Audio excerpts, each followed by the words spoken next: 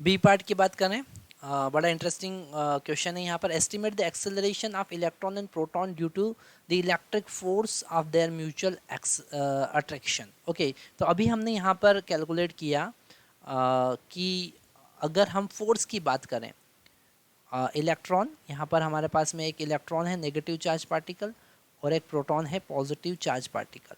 Okay, ये electron है और ये प्रोटॉन है, और उन दोनों के बीच का डिस्टेंस उन्होंने 1 एमस्ट्रॉन्ग रख रखा है। 1 एमस्ट्रॉन्ग का क्या मतलब? 1 एमस्ट्रॉन्ग का मतलब यहाँ पर गिवन है 10⁻⁻10 मीटर। तो यहाँ हम फोर्स का फार्मूला लगाएंगे K Q1 Q2 divided by R square.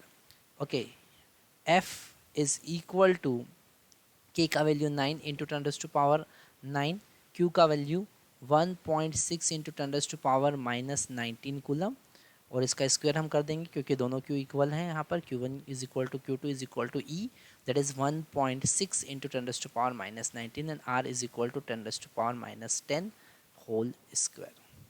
Okay, इसे हम कैलकुलेट करेंगे। F इज इक्वल टू 9, अगर 1.6 का हम स्क्वायर करते हैं तो हमको मिलता है 2.56 इंटू 10⁻9, यहाँ से हमको मिलेगा -38 और नीचे से आ जाएगा +20। ओके, ये कैलकुलेशन आप बहुत अच्छे से समझ गए होंगे। अगर फिर भी आपको कोई डाउट आता है तो आप मुझसे पूछ सकते हैं। F इज़ इक्वल टू हमको मिलेगा फोर्स, जब इसे कैलकुलेट करेंगे तो फोर्स हमको मिलने वाला है यहाँ पर, अगर हम एनसीईआरटी में से भी देख सकते हैं, 2.3 इंटू 10⁻⁻8 न्यूटन। कितना मिलेगा? 2.3 इंटू 10⁻⁻8 न्यूटन। अगर हम एक्सेलरेशन बात करें, एक्सेलरेशन ऑफ इलेक्ट्रॉन, तो हम लिखेंगे force is equal divided by mass of electron, क्योंकि force is equal to mass into acceleration होता है।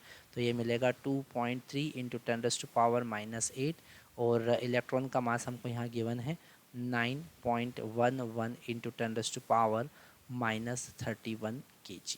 ओके, तो यहाँ पर एक्सेलरेशन ऑफ इलेक्ट्रॉन हमको मिलने वाला है, that is equal to 2.5 into 10⁻22। Okay, 2.5 into 10⁻22 metre per second square. और अगर हम एक्सेलरेशन ऑफ प्रोटॉन की बात करें तो प्रोटॉन का एक्सेलरेशन होगा फोर्स, क्योंकि फोर्स दोनों पर इक्वल होगा। ये इलेक्ट्रोस्टैटिक फोर्स या फिर कूलम का फोर्स जो होता है, इसका प्रॉपर्टी होता है equal in magnitude and opposite in direction. तो यहाँ पर ये दोनों एक दूसरे को अट्रैक्ट करेंगे। ओके, और इक्वल फोर्स से अट्रैक्ट करेंगे। जितना फोर्स यहाँ पर होगा उतना ही फोर्स यहाँ पर होगा, तो फोर्स वही रहेगा और मास हो जाएगा change, that is mass of proton. So F is equal to 2.3 into 10⁻⁻8 divided by mass of proton कितना है 9, सॉरी मास ऑफ प्रोटॉन कितना है 1.67 इंटू 10⁻⁻27।